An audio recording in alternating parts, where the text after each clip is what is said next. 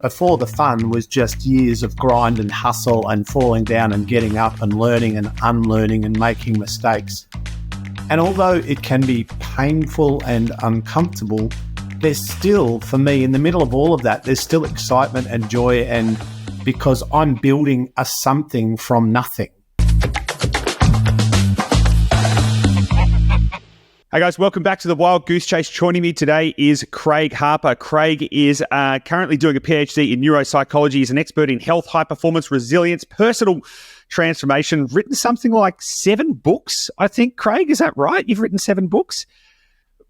Plus host of the U Project. You do 14 podcasts a week. You're just like non-stop producing. You're just a producer. Just like, what actually gives you the motivation to just continuously pump out such voluminous information all the time? Where do you get that from? Just because I love it. Like, I'm in love with the stuff I do. So I think when the job that you do doesn't have a sense of work, you know, like I haven't had a job in inverted commas, Goose, since I was 26, which was 33 years ago. So I'm 59. So I stopped working for people in my mid-20s, and I've worked for me since. And I kind of, you know, you have to do some things you don't like, of course, but for the most part, everything I do, I love, and I'm fascinated with human behavior. My background is in exercise science and high performance sports and working with teams and athletes and owning gyms and all that stuff. But you get to the point where you kind of understand bodies pretty well, then you get more fascinated with the humans that live in the bodies, which is my thing. And yeah, but I love it. So I don't, you know, even me talking to you, there's no sense of, oh God, I've got to do this thing with this bloke at bloody 10 o'clock on Wednesday there's none of that. I'm excited to meet you, to learn from you. Maybe I can teach you a few things, but in the middle of it all, you know, for me, it's more fun and joy and enjoyment and growth and learning. And I'm a bit of a lifelong learner. So yeah, I love it. What advice would you have for people to try and get to that place? Because that's a pretty good place to be. And there's a big gap. Most people are doing work so that they can live life. Right? There's these two kind of distinct components of their existence. There's like, I will work so that I can make money so I can have a good time on the weekend, or I will work so that I can make money and save and retire well. And there's these two distinctly different characteristics of their state of existence. That doesn't just exist in kind of like your classic, you know, PAYG employee type thing. That also exists in the context of business owners. And what advice would you have to help people to navigate finding their flow a little bit more? Because I know, I'll just reflect personally, you know, we've been working really hard to grow our business over the last, 4 or 5 years. Now, my relationship with the business is changing, which is great. The business is maturing. It doesn't require that I put in the same 100-hour weeks of trying to shove the thing into existence. But that can be pretty daunting then, because then it's like, well, hang on a second, who am I without the work, and in what relationship how do I find my flow and all that kind of stuff? So I'd love if you could kind of maybe coach me a little bit through some of this stuff too. You're always going to go through periods and phases where there's just shit that you got to do to create the outcome you want to create. And it's not going to be fun, quick, easy, painless, or sexy. And we accept that. And, you know, I've had that in like I set up the first personal training center in Australia, which was in 1990. And I ended up employing over 500 trainers and doing all this kinds of fun things. But before the fun was just years of grind and hustle and falling down and getting up and learning and unlearning and making mistakes. And although it can be painful and uncomfortable, there's still, for me, in the middle of all of that, there's still excitement and joy, and because I'm building a something from nothing. And I think I remember I went to this conference years ago, mate, and I was sitting in the audience, and I was speaking after the guy that was talking, and he was talking about work-life balance, and he spoke about work-life balance almost like it was some kind of algorithm that we needed to understand, or mathematical problem that we needed to solve. And it was almost like, if you work this much, this many hours of work and this many hours of non-work, then you get the scales right, and then you're good to go. And I'm thinking there's another really important component, and that is the impact that the work has on you physically, mentally, emotionally. And I could do 10 hours of work a week that I hate, and that'll have more of a detrimental effect on my overall health than 80 hours of something I love. So, but even I think that if you go into whatever the learning, growing, developing, transformative process is with your eyes open and you go, look, some of this is going to suck and that's okay, there's an acceptance, then it's much easier. But, and so there's a component of that. There's the thing that I'm doing and there's the reality, that the cognitive and emotional reality that I create around that. So like, for example, with a PhD, there's a lot of it that I don't enjoy. I don't enjoy reading 40-page academic papers that are horribly boring, right? But it's part of what I've got to do the work that I'm doing and the research that I'm doing and write the papers that I'm writing to create the outcome I want to create. But overall, I like it. But there are bits of it that suck, and it's cheesy, but if what you're passionate about or excited about can intersect with making some dollars, well, then you're not really working. You're just doing a thing that's commercially viable. Do you think it's possible, you sort of mentioned in there, like, along the way, some things are going to suck, they're going to be a bit painful, and you need to have an acceptance around that. Do you think that it's acceptance of the kind of pain, for lack of a better term, and acceptance of the struggle, or do you actually think that that's something that people should seek out? Is it something that it's almost like if you're experiencing it, you are potentially on the right track? Or do you think that, do you think that's true? Or maybe it's a little bit kind of off on the wrong tangent? Because, kind of the way I sort of think about it is it's not really possible to enjoy the outcome without the struggle, because beauty is only ever in contrast. You have to, in order to experience great, you have to have a reference point for that. And so therefore, I'm just thinking at the moment, let's say I went and started a business and let's say it was just super easy and I didn't have to put in any effort and made a heap of money. Now that the money might be cool, but I'd probably have I'm hypothesizing here because I haven't done it, but that probably have no deep relationship with this sense of achievement. It'd probably be like, I did something and made some money, but I wouldn't actually feel fulfilled by it. That's more the thing. It's the fulfillment. Like maybe you can't have the fulfillment without the pain. What are your thoughts on that? Yeah, I know exactly what you're saying. And well, I think there's all those are great thoughts, right? There's a bunch of stuff around that. Firstly, if you only had peaks and no troughs, well, then your life would be a flat line, right? You think about that if there's only peaks and no troughs. So, and you wouldn't have the joy because, as you said, you don't have the contrast. And in terms of, you make lots of, of course, there's nothing wrong with making lots of dough, driving a Lamborghini, living in a bloody mansion, looking at the ocean, all that stuff's great.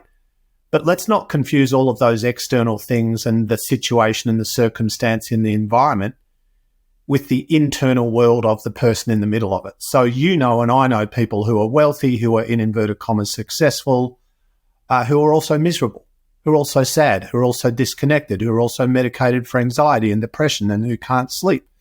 So, of course, there's a correlation, or there can be a correlation between our external world, where we are, what we have, what we own, what we do, how much dough we have, what people think of us, our brand, our body, all that cool stuff. But having a big tick in the external world doesn't mean that your internal world, happiness, joy, pain, pleasure, feelings, emotions, values, faith, belief, doesn't mean that that's going to be a great place in inverted commas to live. And we are I believe our culture is quite lopsided in that. When we talk about successful people, we're only talking about their stuff. We go, oh, look at Goose. He's killing it. He owns this. He's done that. He's da-da-da. He drives that. He lives there. His net worth is that and all of that stuff. And that's great. But if in the middle of that, you are lonely and emotionally distraught and you are mentally, emotionally and spiritually bankrupt, well, then to me, that doesn't equal success. But again, now we're getting philosophical and it comes down to the individual. And then back to your first point of pain. Well, pain is where you grow, and there's good pain and bad pain and constructive and destructive pain. But if I take you to the gym and you look fit and strong anyway, but if you weren't, I take you to the gym and I go, mate, I'm going to get you in shape. You've got to get uncomfortable. You've got to literally work against resistance. You've got to do hard shit.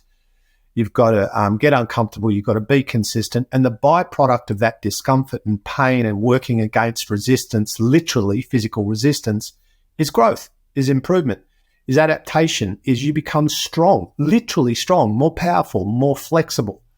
And so too cognitively and emotionally, when we work against resistance, we actually make ourselves better, so that no matter what the context or environment, good days, bad days, pandemics, people loving us, people giving us grief, whatever, tough days, easy days, in the middle of that, we can self-regulate so that we can build our own experiences that are not completely at the mercy of what's going on around us.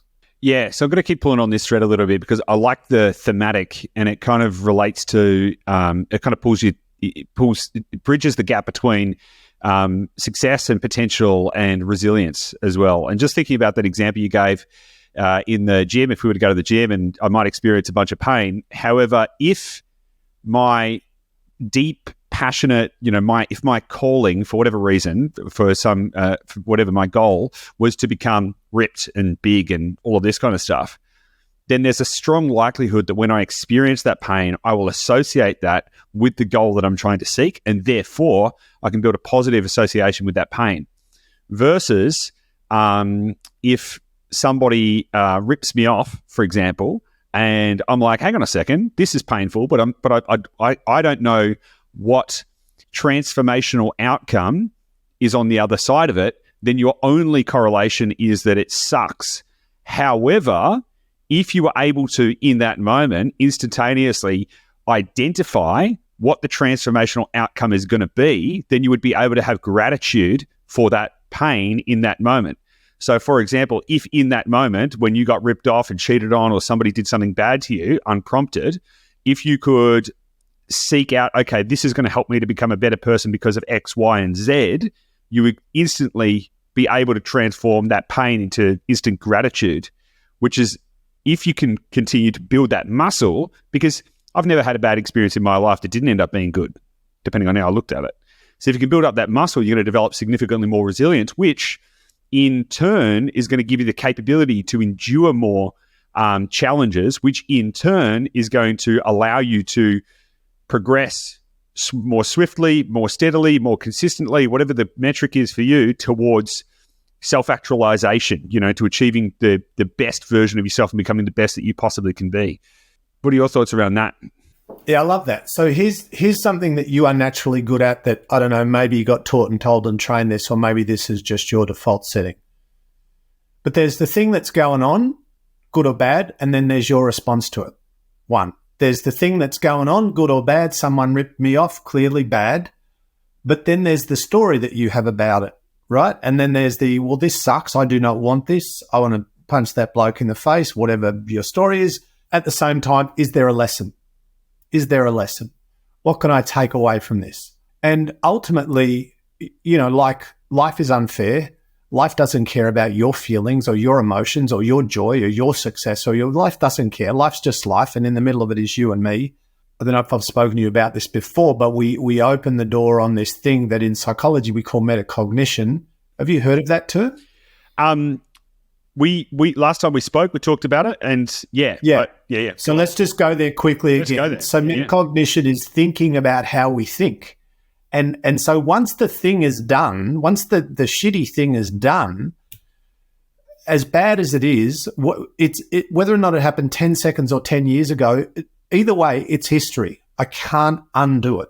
So now, yes, it sucks. Yes, it's not fair. But me feeling sorry for myself for the next 3 weeks, as justified as it might be, doesn't fix anything.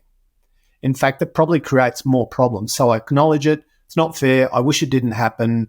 All of that stuff. But now what do I do? And so one of the biggest challenges for us, period, in life is managing our mind, or at least trying to self-regulate our thoughts and responses and behaviors. And so that the inevitability of bad things happening to us is 100%.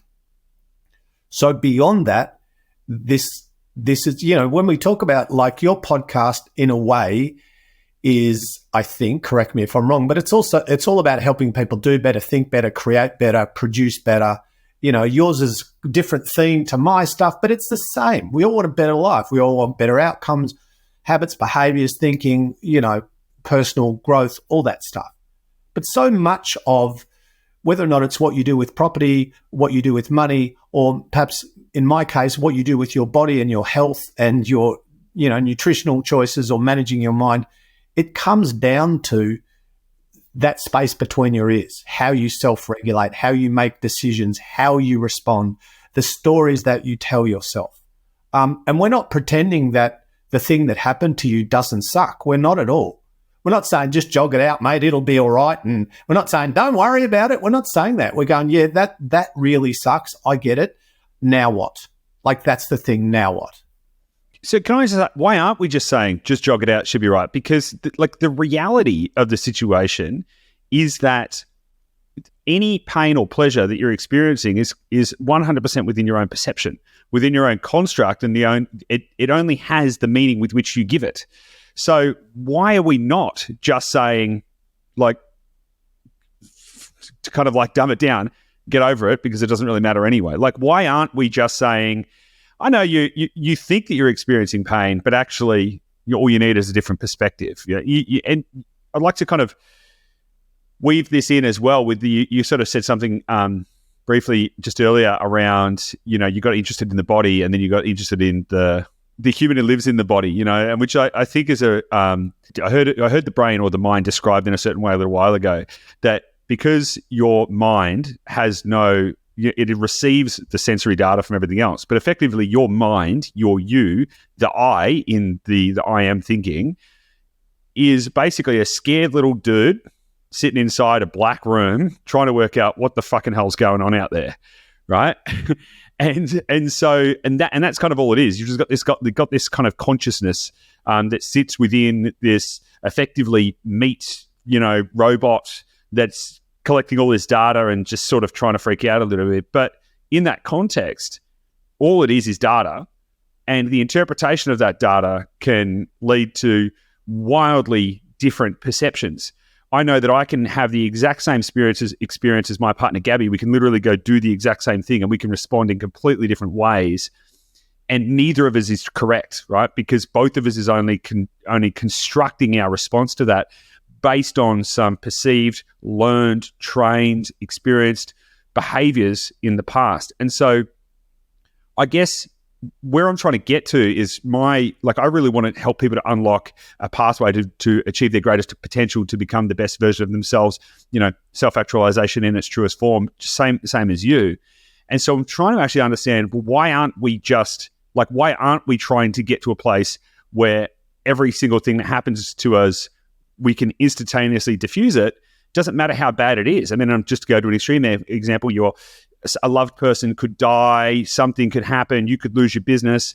But if you can get to an almost kind of Zen-like state where everything just is and everything is okay, surely that is going to set you up to become a better version of yourself along the line. So why aren't we just encouraging people to, for lack of a better term, get over it, suck it up? Okay, heaps of stuff in there. Thanks for sharing. That's nice insight into you. Okay, so if we were mates, and we've never met other than, and I'm sure if you live down the road or I live down the road from you, we would be mates. And if you were going through some shit, I would go, listen, champ, suck it up, right? And I'd go, suck it up. These are the reasons why.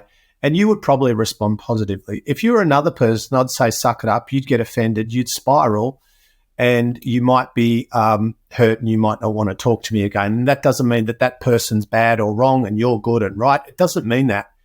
It just means that everyone responds individually. And when you talk about you and your partner going through the same thing, like you don't actually go through the same experience. You go through the same, what seems to be experience, the same event, situation, circumstance, but you each have a personal experience that is different. And that's because of all the things that we spoke about. But the main answer to your question is fear. And so what we know is that you can, let me personalize this so people might understand a practical example. So I can walk up to do a gig where I've got lots of people in a room. I talk at least twice a week to a corporate audience. And I've done that for a very long time. But I can still walk up and I'll be standing at the side of the room and someone's introducing me to come up and speak, and I've got evidence, I've got data to support the fact that I'm not terrible at this, I can do it. I've been to this company before, they're paying me to come back. There's some insight in that. But nonetheless, there's something in me that's going, you're shit, you're going to crash and burn, you've just been lucky, and this is the day, right? So you can simultaneously intellectually know that you're safe and that you're okay while feeling inadequate. So I think that when you're talking to somebody, you have to, it's not just about logic, it's also about what emotional state are they in and understanding their version of right now, which is literally all the research in my PhD, which is a thing called metaperception. And, theory of mind is understanding someone else's reality in this moment. Okay, I'd love to dig into that a little bit more because the fear piece is super interesting, right? Because fear primarily is and you're doing the PhD, so I might say things that are wrong, and feel free to tell me that I'm that I'm right. I actually think you have a pretty good intuitive understanding of all this, mate. And it's probably better that we leave out all the academic jargon and you just share, because you're probably going to be on the money. Okay, so in my experience and kind of my worldview, fear is a response that's triggered primarily by your amygdala, which is there to keep you safe, which has been an evolutionary type thing. We have a significantly higher bias towards things being potentially deadly to us because the downside risk of a rustle in the bushes when we're back in the plains of Africa evolving, the downside of that being a tiger versus it being something nice, stimulates you to run to save your life. So there's more upside in being freaked out than there is by being brave, broadly speaking. The problem with that is that we have all this different stimulus which triggers our amygdala at all of these random various things which cause us to think things are worse than they are. And so there's loads of different research on this, prospect theory, and there's been, loads of real good academic research on it. And it's somewhere between 2 times and 10 times greater bias towards things being, deadly than being positive. That's the kind of general kind of frame of bias. So if we understand that our brain is effectively lying to us most of the time and making things to seem worse than they are most of the time, based on your research, study, academic pursuit in neuropsychology, how can we what are some practical tips, strategies, or guidance that you might have in how to kind of get over that physiological trigger? Because it seems like we've got something in there that is causing us to be biased in the wrong way. How can we get over that to at least get to a baseline of equilibrium? Well, it's the hardest question last minute today. Thanks for that. So you're right. I mean, our brain has evolved over 300,000 years to be a threat detection tool, and the amygdala specifically, which is the emotional epicenter of the brain, specifically, that's it's integrated. And you're right, is that we default to catastrophe way more than we go, oh, that's, I had a guy on my show recently called Paul Taylor, who's also, similar to me in the research space and doing all that. And he shared a figure, I can't remember the citation, but that 96% of the things that we worry about don't happen, right? And even when they do happen, the 4% of the time, generally it's not nearly as bad as we think, So the bottom line is we waste an incredible amount of time and energy worrying about things that will never eventuate. We also waste a lot of time in the now, like right now, this moment in time, as your listeners hear this, obsessing or worrying about or wasting energy on things that happened previously, historically, that we can't change, or potential problems that might happen in the future, which is actually hijacking us in the now.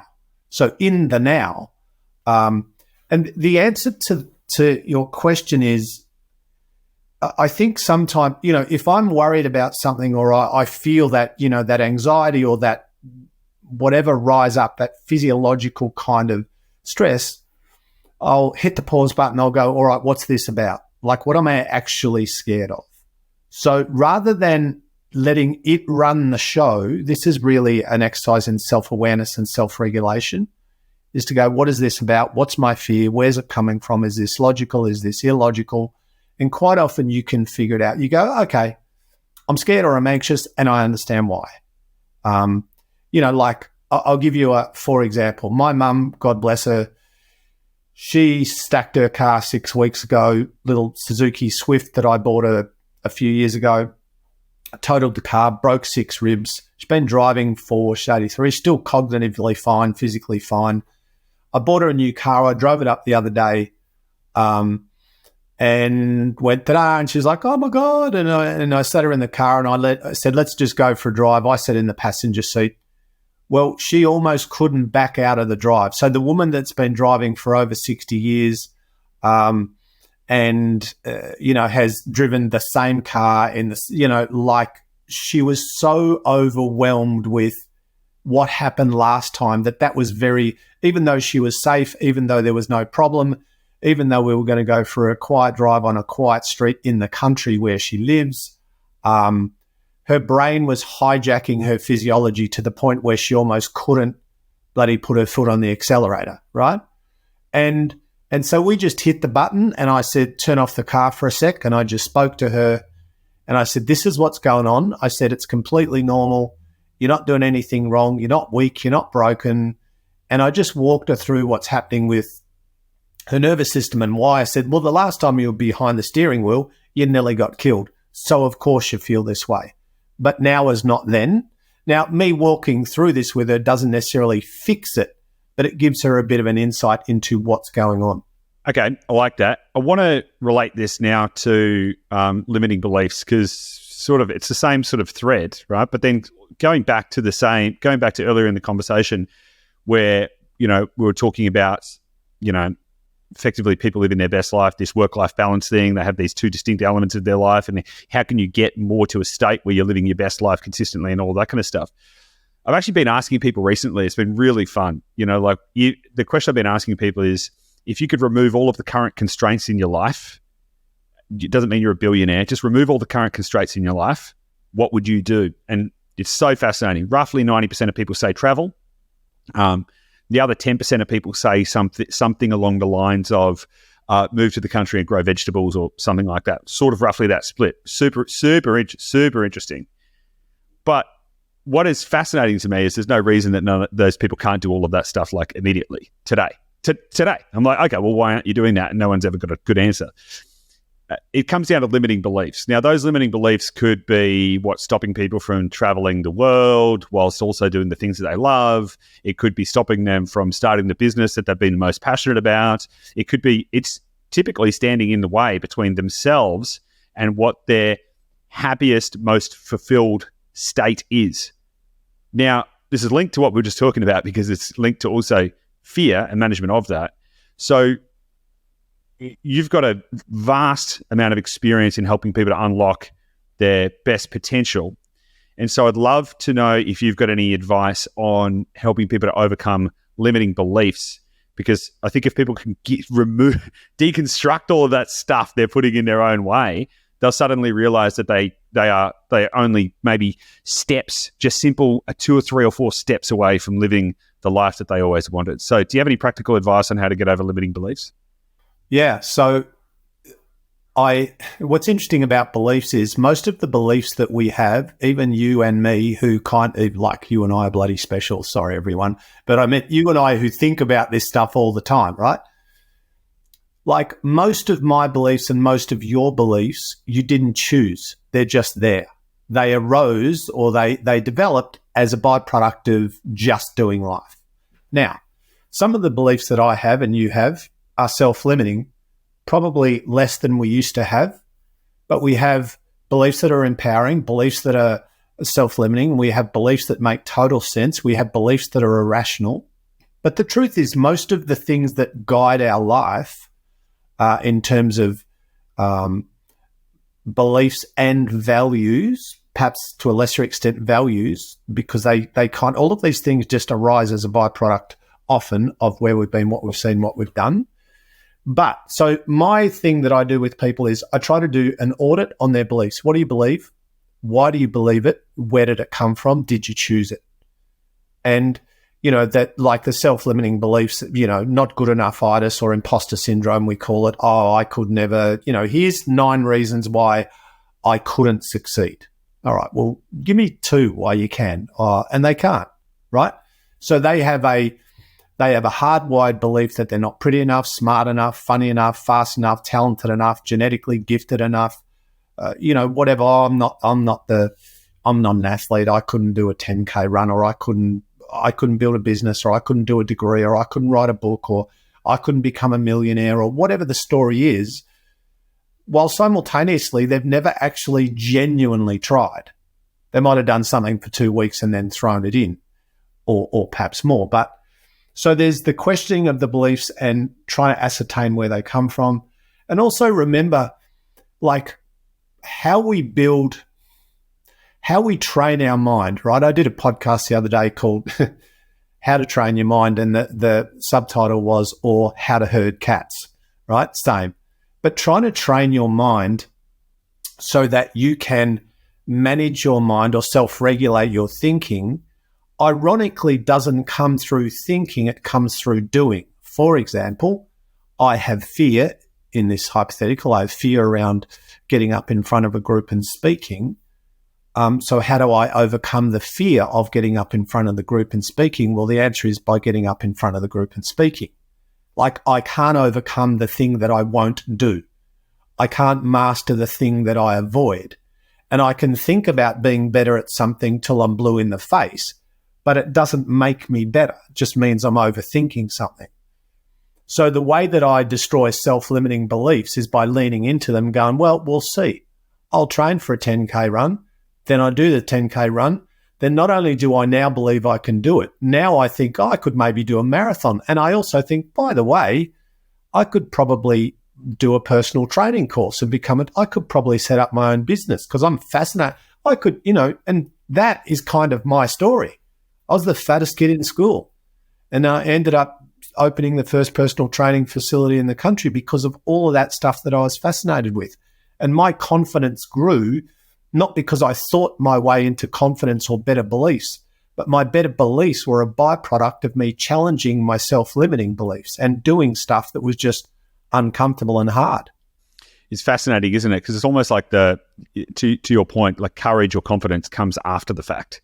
Like you don't develop the courage to go do the thing you're scared of. You do the thing that you're scared of, then on the back of that, then you're brave enough to do the thing, or you will actually have embodied the courage. I want to ask another question, and I'm deliberately stitching the things that we're talking about back to previous parts of the conversation to build a bigger and deeper picture. We're talking about going back to something you said earlier on about how you've been doing what you're doing for the last, I can't remember how many years, and you're still enriched by it every single day and fulfilled and all that kind of stuff. Do you think that gratitude is the secret to consistency?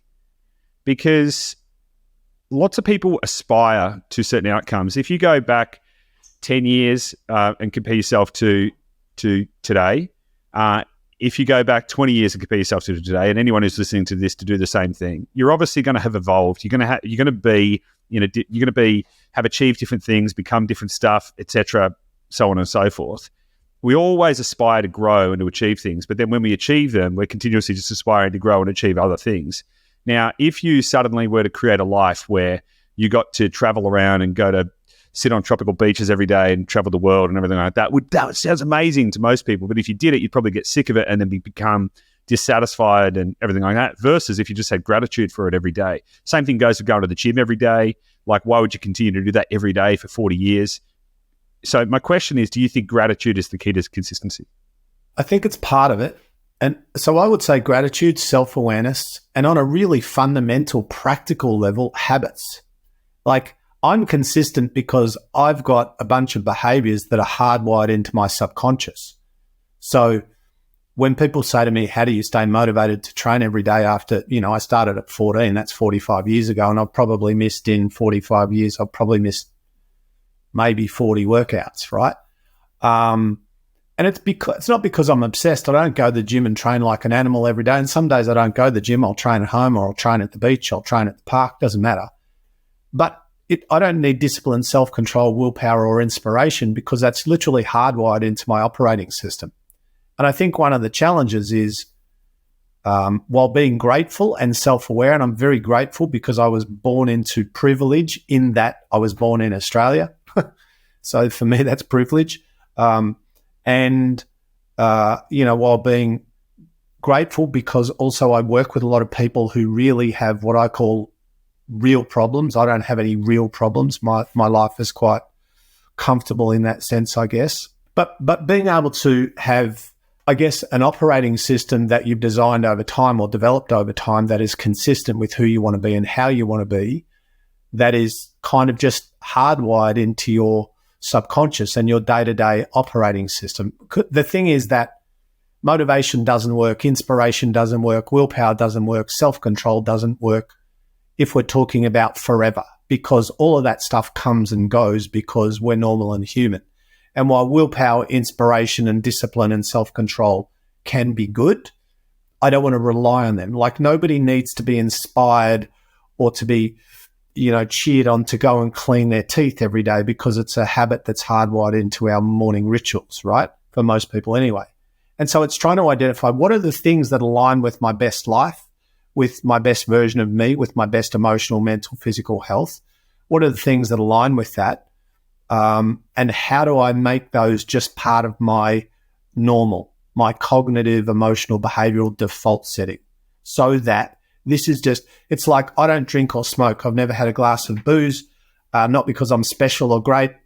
I just grew up training and as a bit of an athlete when I was young and watching all my mates drink and fall down and make dickheads of themselves, and it didn't appeal to me. I'm not against alcohol. I'm against the abuse of alcohol, of course, but I just never drank, and I never did drugs, and I never smoked. So there's no, when I'm out somewhere and everyone except me is drinking and eating junk and whatever, it's not, I'm not trying to be disciplined, or I'm not trying to exercise willpower. I'm just being me in the middle of an environment that is, not necessarily reflective of how I act. But again, not good. I think we all go, I got one body, one life. What do I want to do with that body and that life? And you can opt. I don't have great genetic potential. So in order for me to have a fit, strong, healthy, functional body, which is a really nice platform for the rest of life, by the way, then there are certain things that I just needed to adopt, which would just become habitual. Awesome. I love it. So developing an operating system, but also developing an identity, because what you're talking about there is the reason that you're able to maintain consistency is because of your identity. Now, I am someone who has drunk excessively and everything like that. In fact, just like five-ish years ago, I was a alcoholic drug addict living on my office floor, going nowhere fast, weighed about 30, 40 kilos more than I do today. Not great. And, I quit, went cold turkey, good, been sober, fantastic. Now, the thing is, the reason that it is not a challenge for me is because I changed my identity. I am not someone who tries not to drink or anything. I don't drink. I don't drink. Like, it'd be really fucking weird if I went and drank, because I don't drink. I'm not the kind of person who does that. And so developing the identity piece was probably the biggest hack in all of that, because I just said, I'm not that person anymore.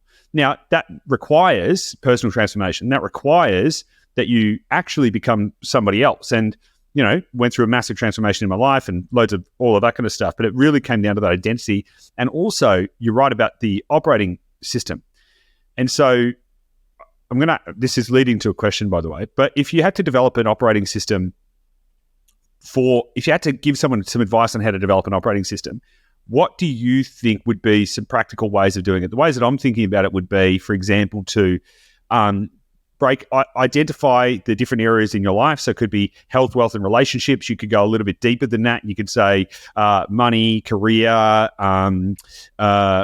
friendships, relationship. You could kind of go a little bit deeper, and then you could build out performance metrics that you're seeking to achieve on those specific things. Like, for example, I go to the gym every day. Great. So then you can measure it and you can track it, and you're effectively building an operating system or KPIs for yourself to know if you're on track. But the thing you would be on track to achieving would be becoming your optimized identity, your optimized self. And so to a certain degree, in order to then operate the system, you need to start to mentally become that identity. I am the kind of person who does this kind of thing because that is who I am. And I'm wondering if, based on kind of what I put there, like how would you think about giving someone advice around the kind of identity transformation type piece, and then practically implementing an operating system so they can become the best version of themselves? Yeah, great. Well, congratulations, by the way. And I don't mean that, flippantly or patronizingly. That's for you to do what you've done. I worked with alcoholics and addicts for a while as a director of health and addiction treatment center 1 day a week. Bloody amazing. And quite rare to go cold turkey and do what you've done, and requires a lot of stuff, a lot of strength and a lot of resilience. And so bloody amazing, and well done you. So to your question, look, I don't think there's a 3-step plan, but what you suggested, which is like, let's, here's my health, here's my mental health, emotional health, here's my business, here's my lifestyle, here's how I want to be, and all that stuff. I think you can do that. I also think you can go, like, on a really simple term, what are my values? On a really simple level, I should say, what are my values? Like, what are the things that really matter most to me? Really matter most to me, and it doesn't matter what they are because they're yours. It's not like you've got to meet someone else's expectations, or there's a criteria that's right and wrong. So what are your values? And then how do I build a life around those values? And then in terms of those values, who I want to be and how I want to be and why I want to be that, in terms of that, what are my non-negotiables? Like my absolute real deal, non-fucking negotiable, this is me now. Not, I'll see how it goes. I'll give it a go. Not that, but literally, what am I not doing anymore? What's the thing that I'm never doing again? What's the thing that is my new normal? And yes, before anyone says it, this is all easier said than done. Completely acknowledge that. But that's where we grow. We go where we grow, which is the hard shit.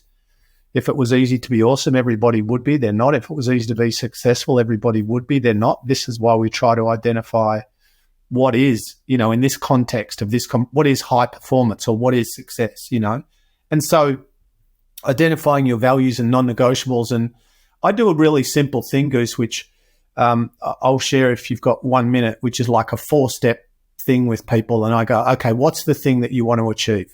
Don't overthink it, just what? And they go, I want to lose 30 Ks, for example. And this is typical, but I'm just giving a very understandable example. I want to lose 30 Ks. And then I go, why? And they go, well, and then you dig into the why, and they go, well, I want to be perhaps more potentially attractive to a partner. I want to be able to wear different clothes, or I don't want back pain when I get out of the chair. I want to be able to pick up the grandkids or the kids or whatever it is, right? So the what is usually just the conduit or the perceived conduit or pathway to the thing they really want. And then, okay, you want to pick up your grandkids, you want to be able to do a fun run, you want to wear different clothes, perhaps more self-esteem, blah, blah, blah. And then we go, but why? And the bottom line is that, well, I want to be happier. I want to be more fulfilled, And so I go, the what, the why, the next bit is the how are you going to do it? What's your plan? What's your structure? And the next bit is the when. What's your timeline? When are you starting? Why aren't you starting today? And just break it down, because we are very emotional, and at some stage you've got to, while still being emotional, you need to wrap it in some strategy. Otherwise, you're going to be sitting on your hands. You're going to wake up in a minute. You'll be 5 years older, still be having the same inner dialogue about the same the same things that you're not changing. Yeah, well, a goal without a plan is just a wish, right? So you can be like, yeah, I want to be fit and healthy, but unless you've got a plan to go do it, you're just making stuff up. So I want to unless you've got a plan, unless you execute the plan as well. True. True. Like, plans are great, but plans are worth whatever, It's like you and I talk to audiences.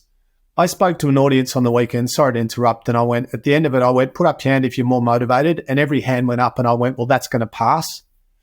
And I said, put up your hand if there's something that, you want to do, be, create, change, all that stuff. And I said, look, this is going to sound, because we just had fun, we connected, there were good stories, it was interesting.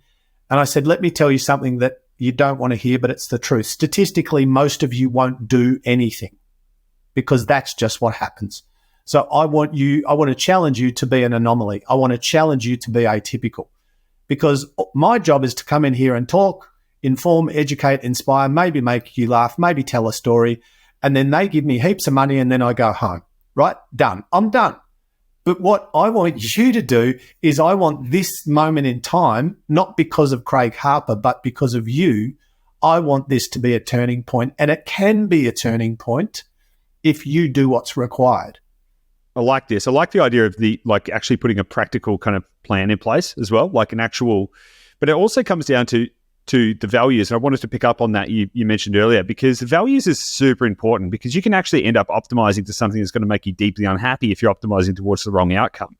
So, and then, happiness is a feeling that you get when you are living in alignment with your values, because you're going to be in flow, you're going to be in that optimal state where you're doing the things that matter most to you.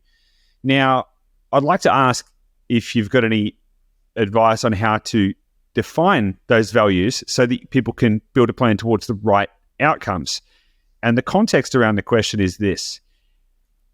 It's easy to say, well, your values are your activities or the way your behaviors kind of dictate your outcomes. So if you're the kind of person who spends loads of time with family might be one of your highest values. However, what I would say is that most people aren't living in their optimal, most optimized, happiest, most fulfilled state.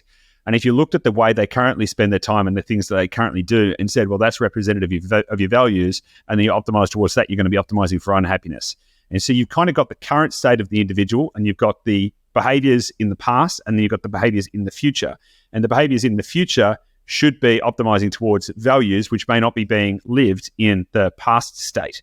So most people don't have an accurate reference point of what their true values are, possibly because they haven't spent enough time in metacognition, thinking about thinking, to define that. So how can you, if this is a new concept to someone, how can you help people to kind of crack, at least maybe not solve the question, but at least show them where to start pulling on the edges of the wrapper to unwrap the outcome?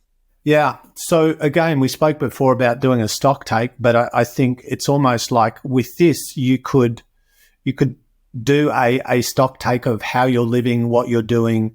Like most people if I say to most people, is one of your values physical health? Very few people say no. And then I'd say, all right, no self-loathing here, just honesty and self-reflection. Is your current operating system reflective of that? And the truth is, for most people, no. And so I think the starting point is to go, well, what are the things, because your values are the things that are important to you. And then you say, well, it's like my mum and dad are crucially important to me. And I can do a really quick check as to whether or not my behavior is reflective of that. And if I, and it is, because I love them and I spend as much time with them as I can, and I support them and I protect them and all these things that I can. Could I be better? Of course I could. But for the most part, that value of loving my family, looking after my family is reflected in my behavior, which means in that context, I'm in alignment. Now, if I, for example, did a talk tomorrow and I spoke to a company about health, wellness, fitness, blah, blah, blah, and then I went straight from there to the Golden Arches and bought $30 worth of junk and then shoved my face, despite what I'd just done and what I'd just said, now I'd be living out of alignment because how I live is not reflective of what I talk about or what I allege are my values. So there's got to be alignment between how I am living and what I am proclaiming to be is important to me. And that's that's really easy self-assessment, because you're either doing it or you're not doing it.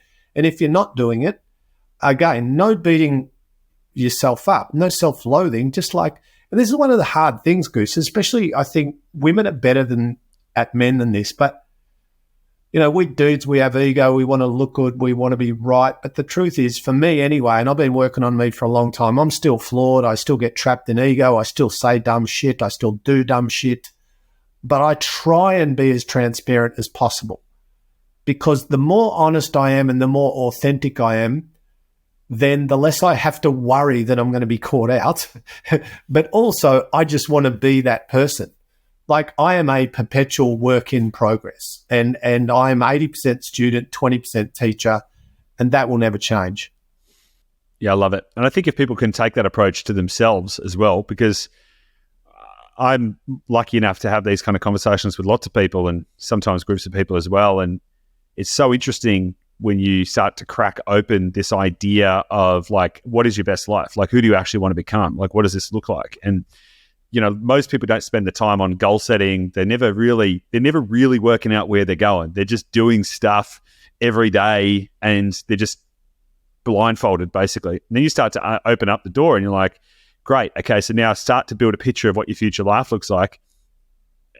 And two things are true. Number one, most people have no idea what they're doing. And number two, when they start writing it down, it's probably going to be completely wrong. And the reason it's going to be completely wrong is because they haven't exercised the muscle to really tease out what actually is important. You know, like, is it the Lambos that I see on social media, or is it the ability to read a book in the sunshine in the morning every single day? You know, like, what is the actual vision of happiness and success for those individuals? I'm mindful of time. I want to ask a slightly different question just to kind of tease out something as well, which I'm interested in. If you woke up tomorrow and you had nothing that you'd created, none of the you project, none of your reputation, none of your audience, none of your money, none of your nothing, just like nothing. But you've got all the intellect, you've got everything. You wake up tomorrow, but everything you've got is gone, and you can't leverage any of the contacts that you've got because they also don't know who you are. My question to you is, would you seek to try and rebuild the exact same thing that you've got? Or would you take the opportunity to carve a different path in your life, and why?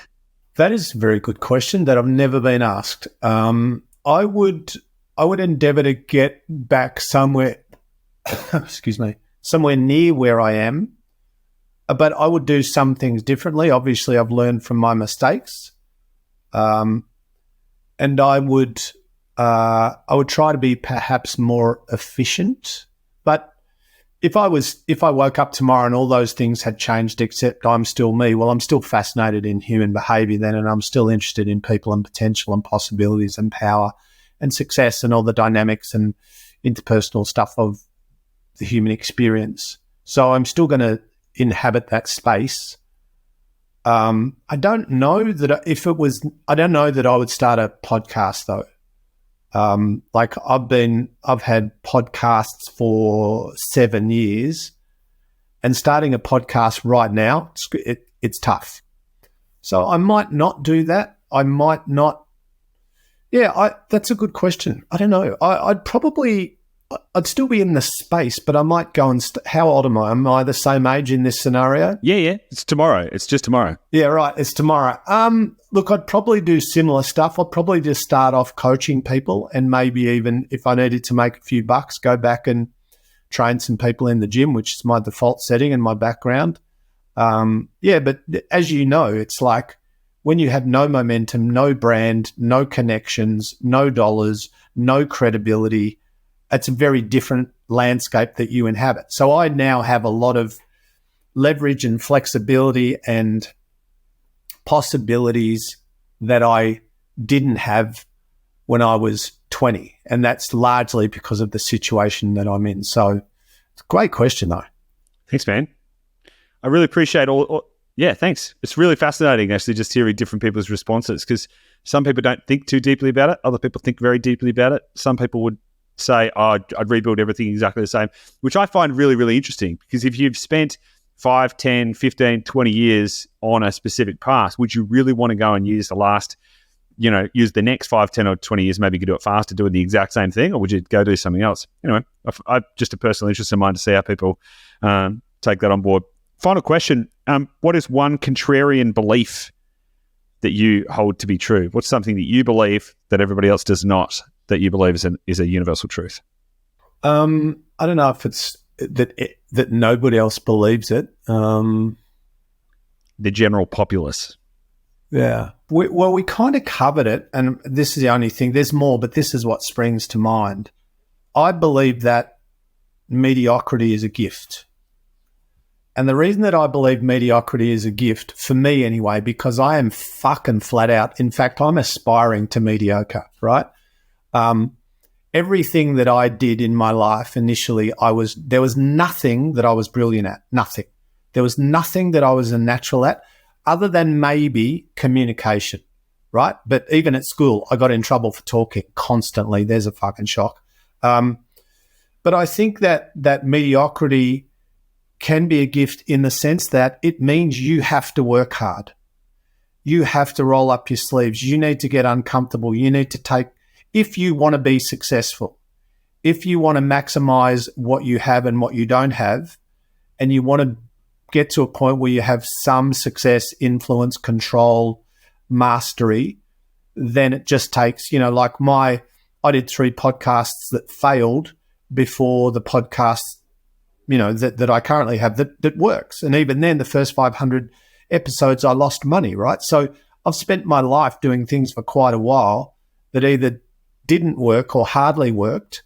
But when most people would have stopped, I just kept going and eventually built a level of competence and, arguably mastery, and became quite good at something that I naturally wasn't good at. But my theory in life is that most things that we start at, we're going to be white belts. We're going to get punched in the face and choked and hammered. And then eventually, you just keep going back to the metaphoric dojo. You train, you develop more skill, more resilience, more situational awareness.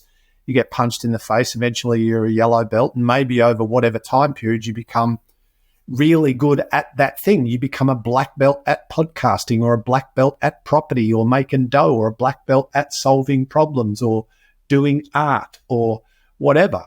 But a lot of the athletes that I've worked with pursuant to this conversation, Goose, when I first met some of them, I'm like, this dude or this girl is a freak, because genetically and athletically they tested off the charts. So this is back when I was working as an exercise physiologist. But because they'd always been the best in every team, as a junior they'd been the best, and then in kind of suburban whatever, football or netball or basketball or athletics, they were the best. They didn't have to train hard. They didn't have to try hard. They were just the best.